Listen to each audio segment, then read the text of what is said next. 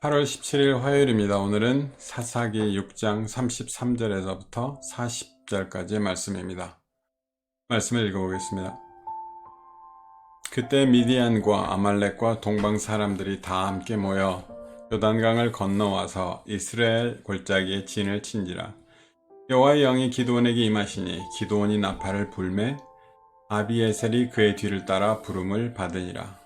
기드온이 또 사자들을 온 므낫세에 두루 보내매 그들도 모여서 그를 따르고 또 사자들을 아셀과 스불론과 납달리에 보내매 그 무리도 올라와 그를 영접하더라.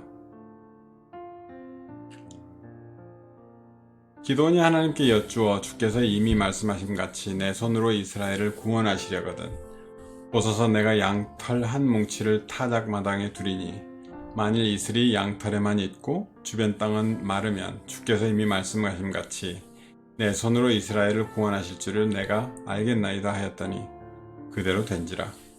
이튿날 기드온이 일찍이 일어나서 양털을 가져다가 그 양털에서 이슬을 짜니 물이 그릇에 가득하더라.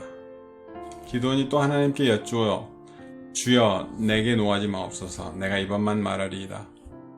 고옵나니 내게 이번만 양털로 시험하게 하소서 원하건대 양털만 마르고 그 주변 땅에는 다 이슬이 있게 하옵소서 하였더니 밤에 하나님이 그대로 행하시니 곧 양털만 마르고 그 주변 땅에는 다 이슬이 있었더라.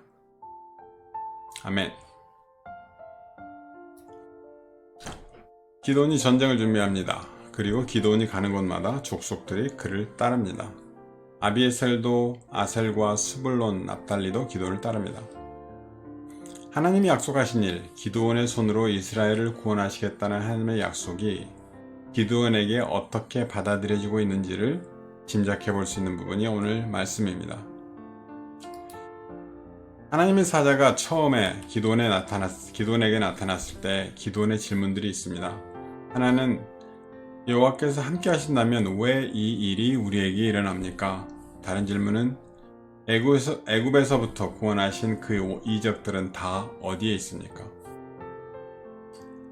기드온이 얼른 보면 기드온은 믿음을 가지고 질문하는 것 같지만 실제 기드온이 여호와의 사자와 대화하고 있었다는 사실을 몰랐다는 말은 그 질문들이 믿음에 근거한 질문들이 아니라 빈정거리는 말투 혹은 냉소적인 질문이었을 수도 있다는 의미입니다.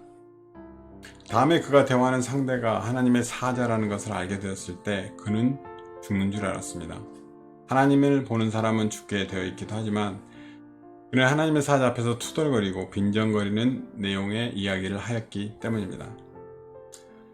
그리고 그의 두려움은 나는 므낫세 지파 중에 지극히 약한 자다. 내 아버지 집에서도 나는 가장 작은 자다라는 핑계로 그 일을 피하려고 하는 것에도 볼 수 있습니다.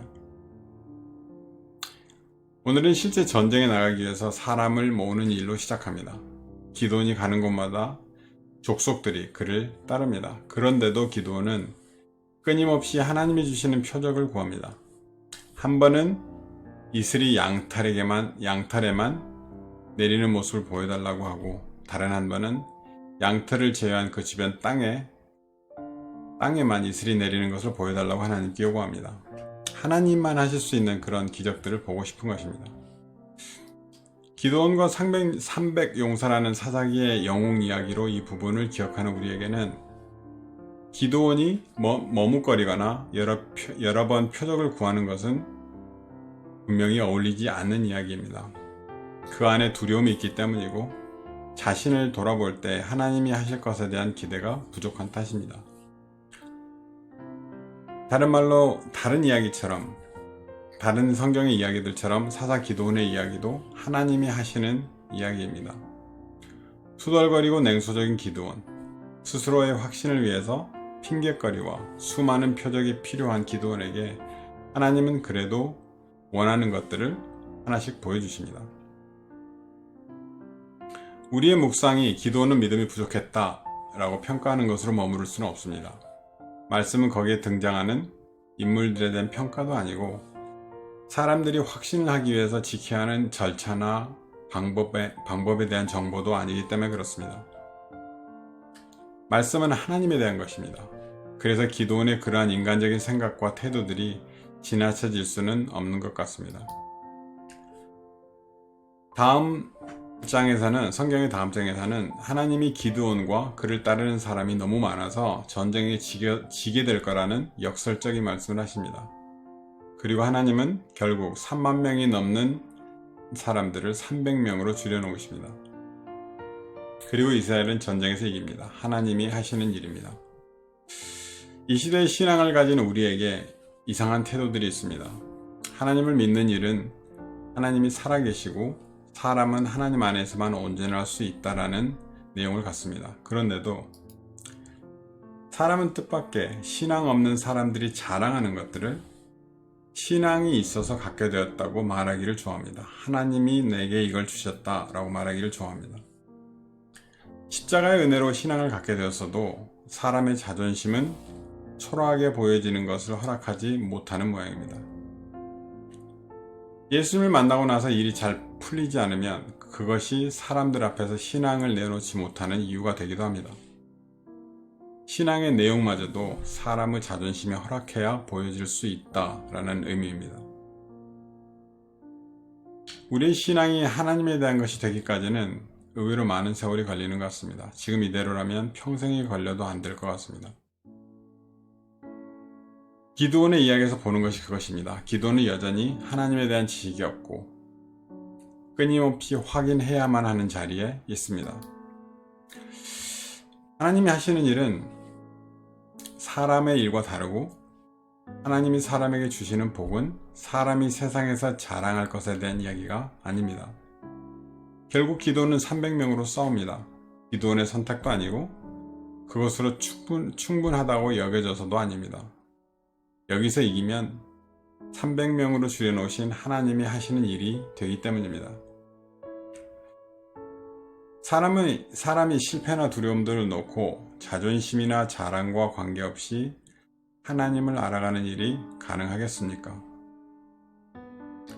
우리는 이러한 질문을 잘 하지도 않지만 설령 하게 되더라도 항상 사람에게 이 질문에 대한 답은 회의적으로 남아있는 것 같습니다. 부정적인 답으로 남아있는 것 같습니다. 하나님은 나의 하나님이 되시는 것을 이야기하시는데 나는 크신 하나님을 가진 부자로 자랑할 수 있고 자존심 상하지 않을 자리에 있고 싶을 것 같습니다. 평생 묵상하고 풀어가야 하는 이 질문들 앞에서 하나님은 또 하루를 허락하시고 하나님을 더 알아가게 하실 것입니다.